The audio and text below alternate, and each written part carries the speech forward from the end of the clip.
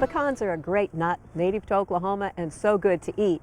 But most of the time we think of them in pecan pies, we think of them in other baked goods. Today I'm going to do granola, which is a great way to get a lot of nutrition into you in a lot of different situations. You can take it hiking, backpacking, have it for breakfast, sprinkle it on desserts. So I've got 3 cups of oats. Now these are old-fashioned oats. Notice that the kernels or the particles are big still. They're not cut and broken into pieces.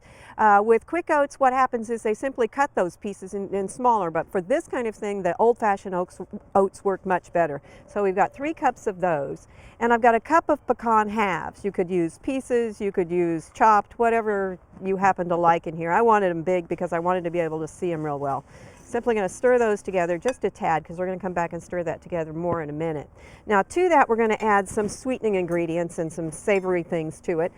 So I've got half a cup of pure maple syrup. I'm going to stir that in or pour that into our measuring cup, and you of course would let that drain completely. And then 1/3 of a cup of vegetable oil. Canola oil would be great. I probably would steer away from olive oils because they're going to add a little bit too much flavor. A teaspoon of pure vanilla and 1/2 teaspoon of salt. And the salt really does add to the flavor of this. If you do need to cut it down, you could do so, but I probably would not leave it out because it really does bring out the flavor of the oats. Whisk that together until you get a pretty good mix so that we don't have them separating. You could do this with a fork, but it's more efficient to do it with a whisk. All right, let that drain off in here. We're going to simply pour that into our oat mixture and stir those together.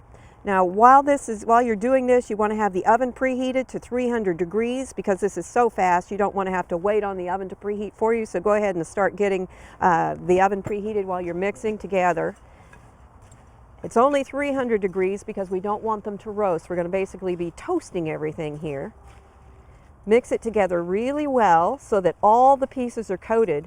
And when you get that done, we're going to pour this onto a big sheet pan. Now make sure that your sheet pan has edges this time because this is not going to clump together like a lot of granolas do. The particles and the pieces are still going to come out fairly well separated.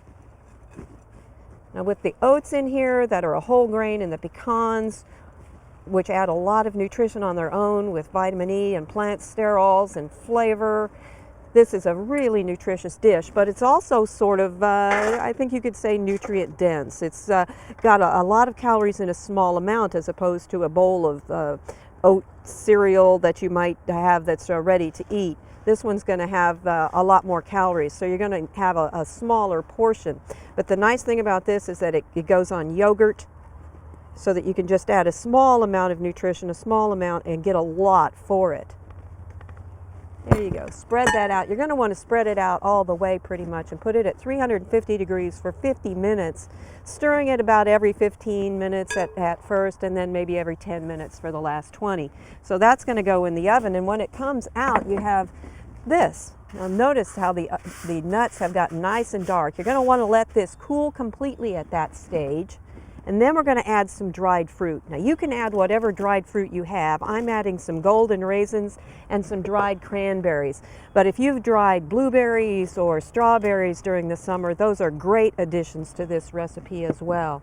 Simply stir those in, and when it's completely cool, remember it's best to let it cool before you add even the fruit, but make sure you let it completely cool on this kind of a sheet so that it cools a little more quickly. Then you can bag it up in whichever way you want, whether it be in a Ziploc bag or a nice big bowl, or that has a nice tight sealing lid, or a container like I've got here. And then when you're ready to have some, simply pour your mixture, and this will keep for quite a long time. Simply pour it into your bowl and you're ready to eat. It's absolutely great. This is Pecan Granola. For Oklahoma Gardening, this is Barbara Brown.